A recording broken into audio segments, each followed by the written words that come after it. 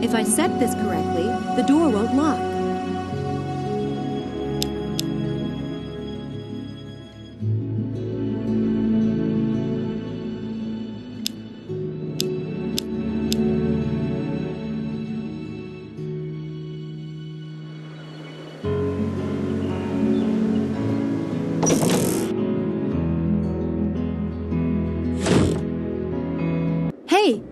Hello? Hello? Who's there, please? Or not? What the... Mrs. Dalton! Uh-oh.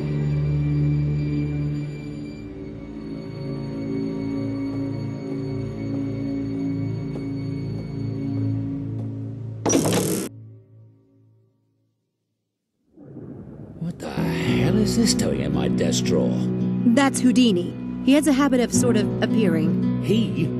Who told you you could have a pet in this house? He's in my room. I don't see what difference it makes to you. Well, he's not in your room now, is he? This is my home, Miss Everett, and I don't care to have it smelling like a barn. Houdini does not smell. You could have a herd of buffalo in this house for all the use you get out of it. Hush now. Oh, my goodness. What a to-do about nothing. I'll take him back upstairs and put him in his cage. Put the thing in the garage. No way! He'll freeze out there. Put him in my room, Mrs. Dalton. Sam? Oh, by the way, who's visiting the house today? What do you mean? I saw a woman on the stairs, just now. Blonde, white dress. You saw no such thing. The lighting on those stairs is terrible. I keep asking that something be done about it, but no one pays the slightest attention. Bothering poor Dr. Stiles with nonsense like that.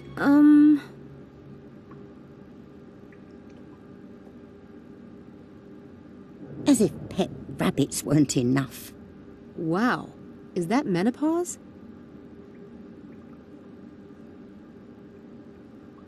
Samantha, tell me what you saw, exactly. There was a woman walking up the stairs when I came in. I called out, but she didn't stop. There is someone here today. What's the big secret? Never mind. It's nothing that concerns you. What did you learn at university? Do you have a minute? What is it? Tell me about you and Dr. Linkweller. I see you've been amusing yourself with gossip, or ancient history, rather. I neither know nor care what Linkweller is up to these days, though I heard he was the keynote speaker at the Göttingen conference last year, which just goes to show you the discernment of the academic community. Malik works for Linkweller. He's his grad student. Tough luck for Malik. That doesn't worry you? That he might be reporting back to Linkweller? I have better things to worry about than that windbag.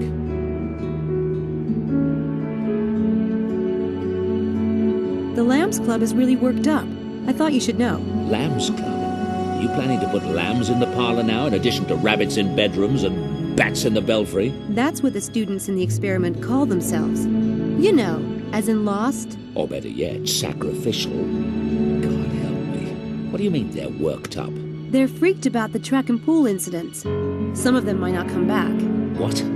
What nonsense. What does it have to do with them, I'd like to know? The conditions of the experiment must remain the same. Those students are your responsibility, Samantha. Getting them here is your job, and I expect you to do it. Right.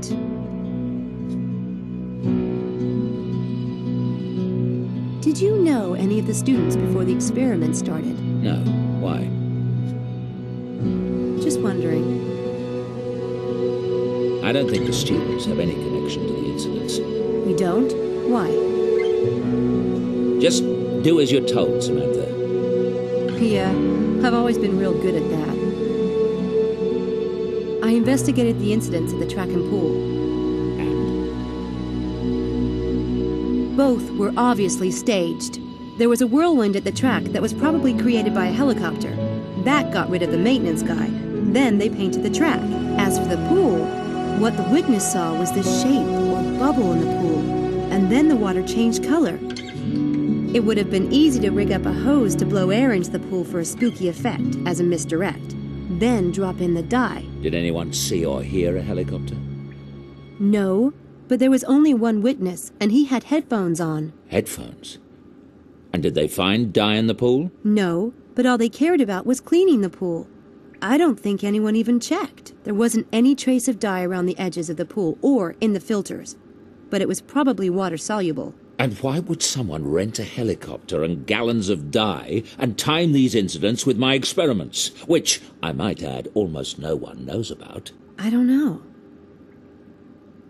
No, you wouldn't, would you? Because it's all bollocks.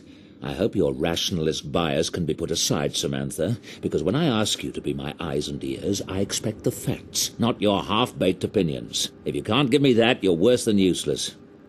At least I'm willing to go out there. From what I've seen, your eyes and ears work just fine, mister. What are you, 23, 25? When you've experienced something of life, you can lecture me. I'm sorry. Look, I know what it's like when people... I want your report on the events by tonight, and this time I want the facts. That is all.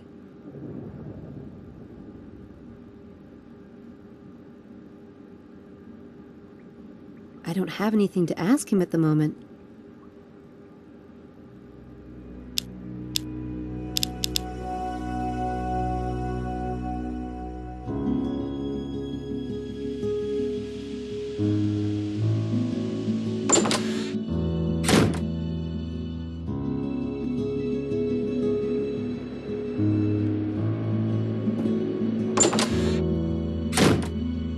We're going to be visualizing weightlifting tonight in this gym. I need to find a way to rig this place so I can catch this jerk red-handed.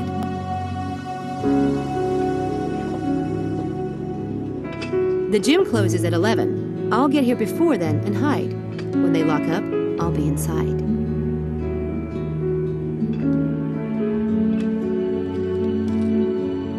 I want to rig the flash powder traps at the doors, but I'll need to assemble them first.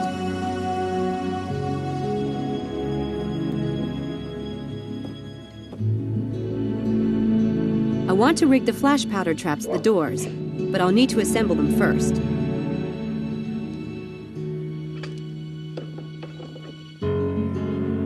Someone's been using that machine and didn't wipe it off. Ooh, kinda gross.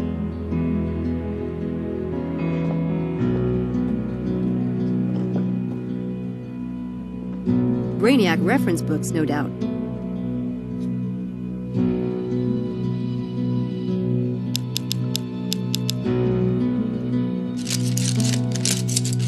There. These flash powder traps are ready to go.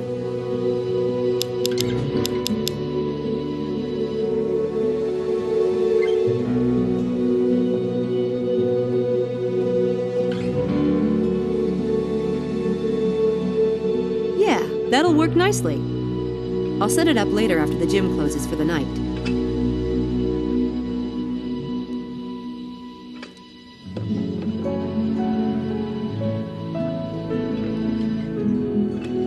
There. Now both doors are covered. I think that's everything. If anyone enters this room tonight, the traps will alert me. I'll turn on the lights and snap off some pictures with Helena's camera. This should be very interesting.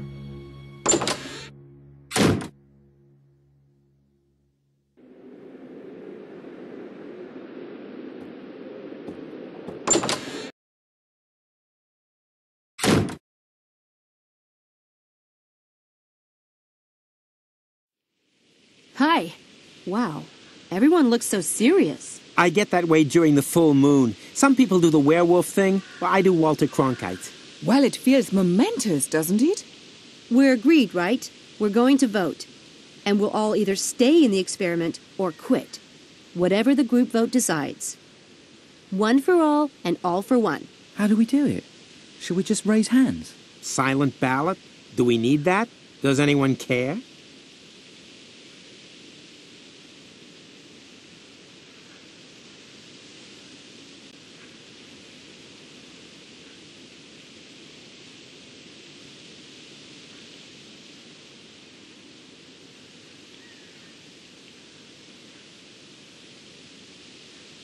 I have a suggestion.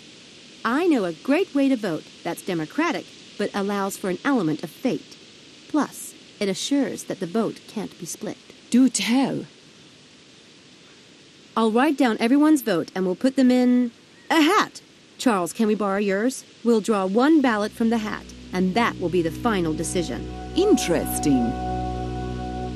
It's good. Chances will favor the more popular answer, but it still allows everyone a shot. Like drawing straws. Fate. It allows for fate. I like it. Good. Let's start.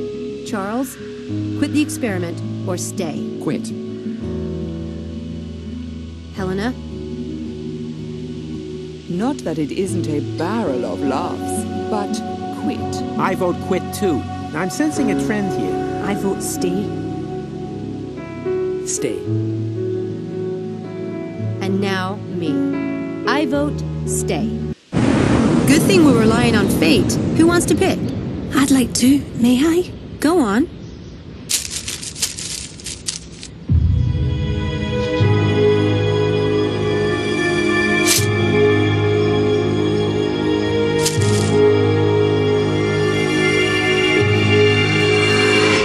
Stay.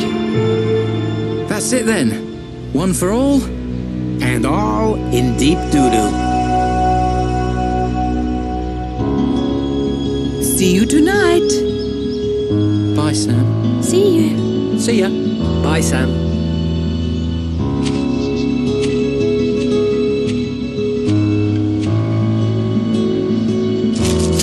Did you rig that, oh great Sam Eaney? It was a split vote. It could have gone either way. I hope you know what you're doing.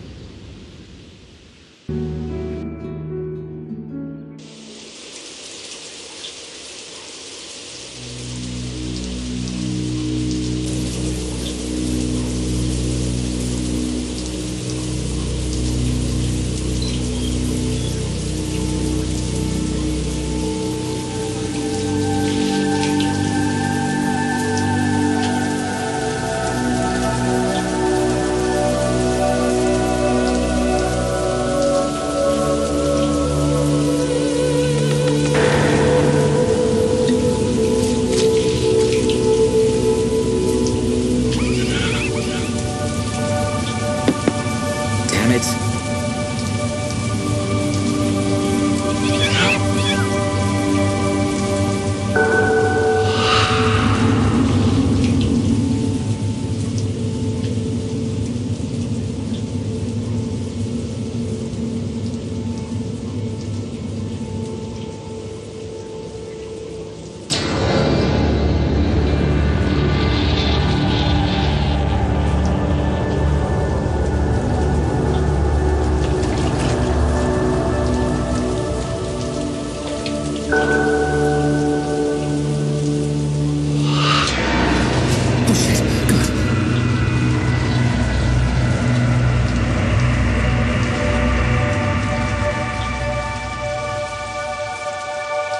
Laura?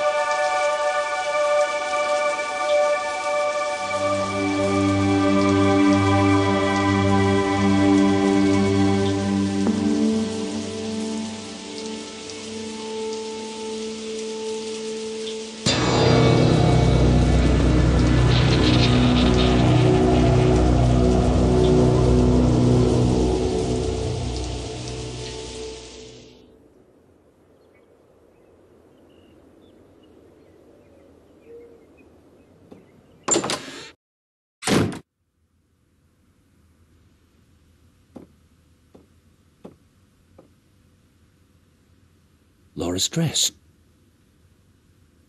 Could Laura herself have taken it? Now I really am going mad.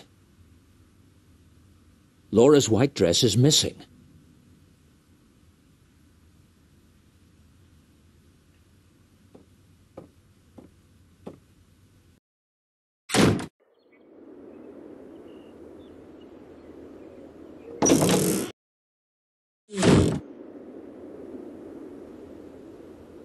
Sam's room. She's probably not here, as usual.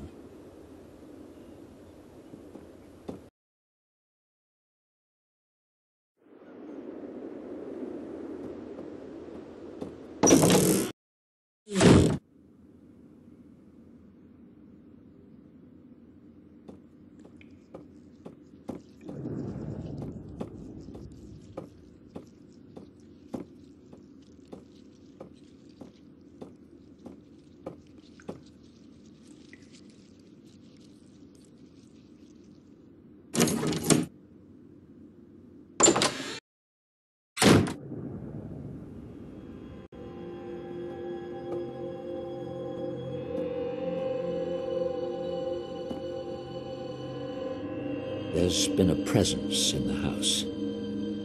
I arranged to see Dr. Ramuskin today. I'm hoping he'll have some insight into the events with Laura.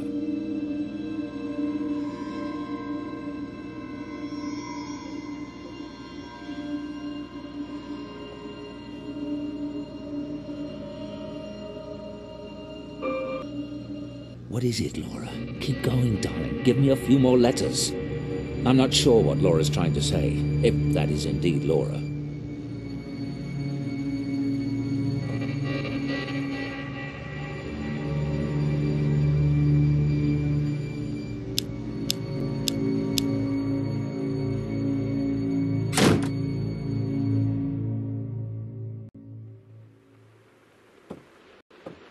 Dr. Stiles, it's very good to meet you.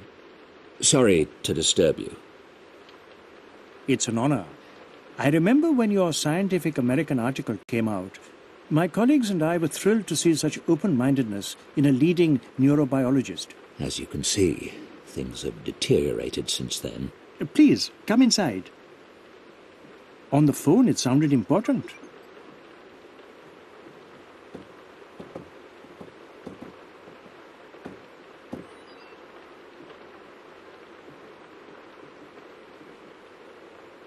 One thing you learn as a neurobiologist is that reality is subjective, like the story of the blind man and the elephant. One of my patients had a brain tumor and became convinced his wife was an alien in disguise. Everyone else saw an everyday housewife. He saw something horrible. What clues do we pick up from our environment every day that tell us how to perceive the world? One man sees a pile of logs, another a sleeping giant. Perception is a slippery thing. My wife, Laura, died in 2002, but the reality I chose was to keep her alive. In my mind and in my heart. I started experiments in an isolation tank to bring back as many memories of her as possible, even the small and subtle ones. And I didn't give a toss what anyone thought. And now? The thing I didn't foresee was that Laura might actually come back. I've suddenly got quite a chill. Perhaps you'll start from the beginning while I light the fire. No fire, please. Oh, please forgive me. I'll call for some tea. I'm quite anxious to hear what you have to say, Dr. Stiles. If you'd start at the beginning, please. It sounds fascinating. I've never performed any experiments with an isolation tank myself, but they may well concentrate certain energies. I'd be happy to help in any way I can. And I'd be very interested in your theories on the phenomenon, as a neurobiologist, if you'd be so kind. In cases that you're familiar with of hauntings, is it typical for the deceased to obsess over their deaths? I'd say so, particularly if it was violent. Laura keeps communicating about the accident, but I'm not sure if there's really something there or if she's just fixated on that moment out of shock. I know you'll leave no stone unturned finding out. If there's nothing to it, it will be clear soon enough. Yes, of course.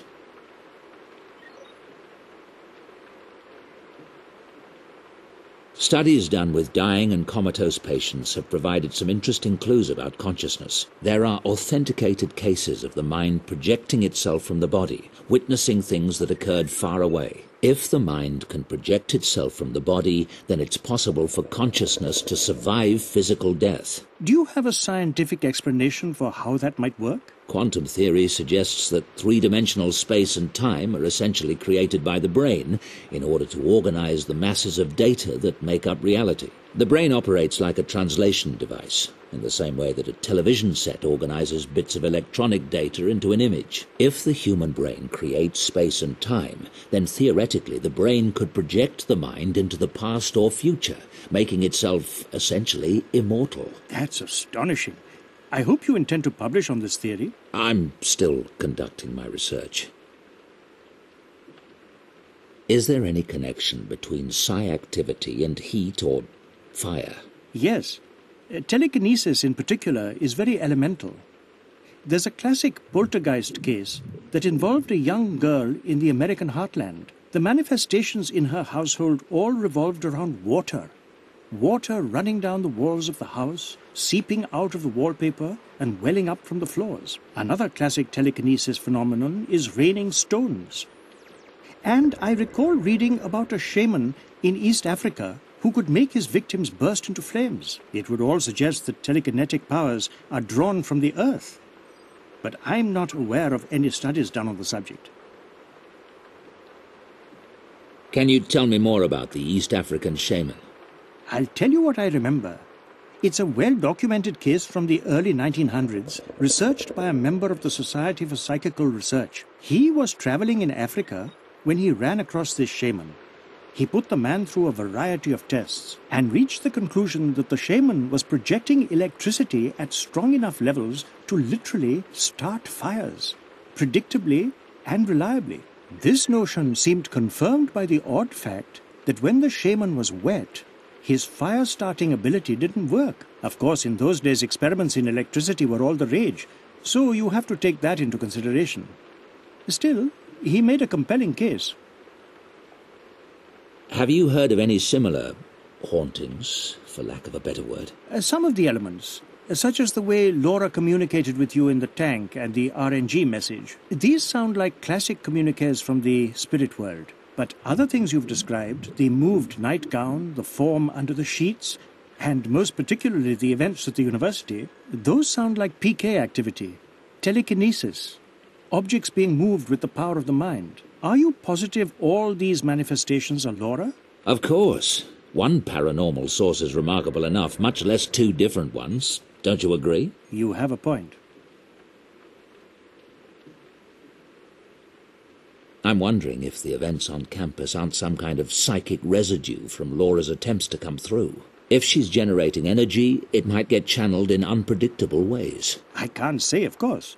But the energy involved in the campus events is so unusually powerful. It's unlike any spiritual communication I've ever heard of. But you said yourself you've never dealt with a case that involved an isolation tank. True. I'm quite curious to see where this is all heading, Dr. Stiles.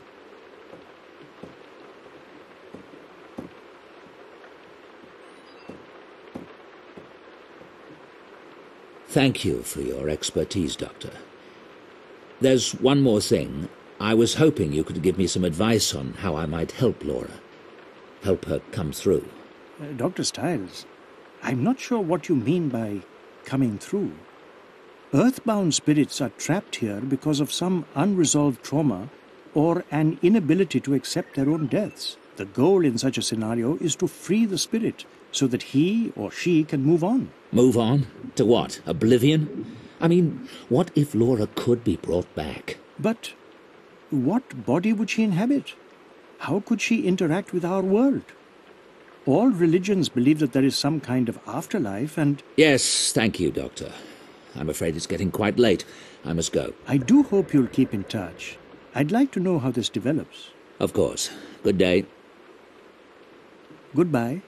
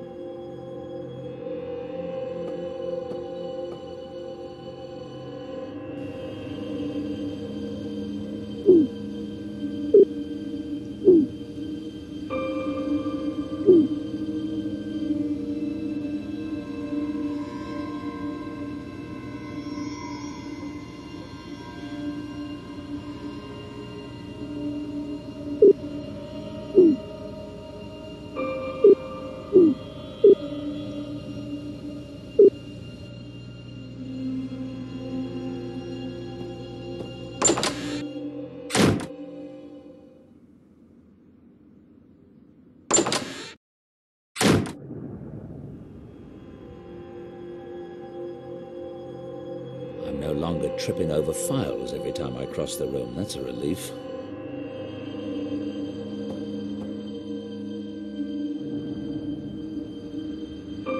These beds are a tad intimidating, I suppose. I've been down here so long I forget what it might look like to an outsider.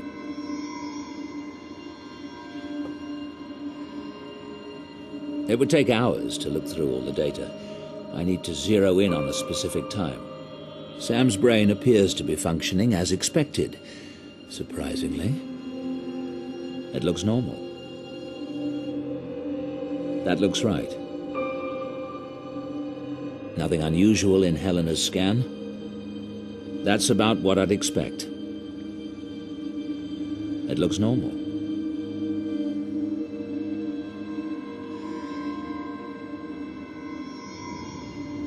What? What is that? I've never seen anything like that. I wonder if it could have been a power surge. Promising, but it doesn't leave me much data to work with. I'll switch to my older MRI equipment tonight. It should be less sensitive to power spikes.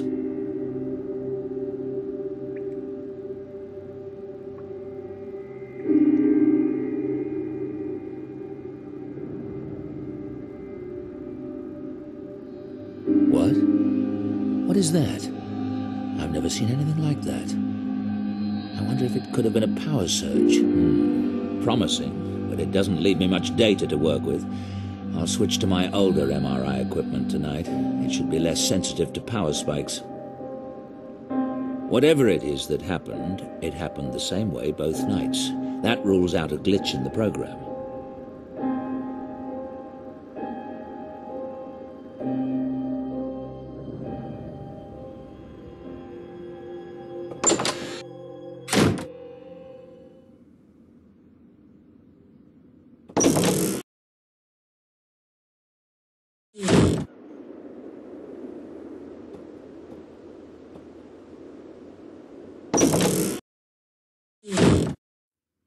Good morning.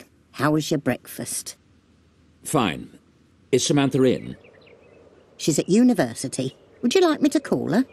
Actually, I prefer not to be disturbed. If she comes in, tell her that, will you? Of course.